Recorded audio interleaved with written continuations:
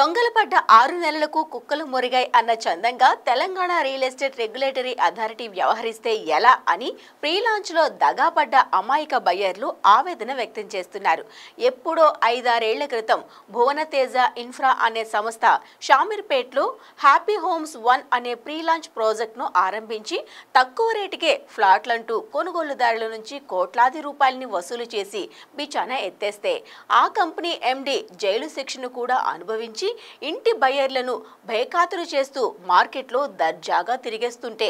అప్పుడు ఆ project TG RERA అథారిటీలో register కాలేదని 6.45 లక్షలు జరిమానా విధించింది టీజీ రెరా అథారిటీ. తమ కష్టార్జితాన్ని ఈ ప్రీ లాంచ్ బిల్డర్ చేతిలో పోసి కోట్ల రూపాయల్ని నష్టపోయిన కొనుగోలుదారులకు న్యాయం చేయాల్సిన టీజీ రెరా అథారిటీ ఇలా తమకు సంబంధం లేనట్లు ఏదో తూతూ మంత్రంగా నిర్ణయాన్ని తీసుకుంటే ఎలా అని అమాయక కొనుగోలుదారులు ప్రశ్నిస్తున్నారు.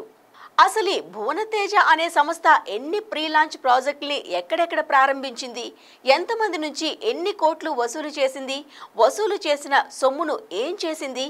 ఎక్కడికి ఆయా నిధుల్ని మళ్లించింది, ఆయా ప్రాజెక్టుల ప్రస్తుత పరిస్థితి ఏంటి, వాటిని వేరే సంస్థకు అప్పగించి పూర్తి చేయడానికి ఎంత ఖర్చు అవుతుంది,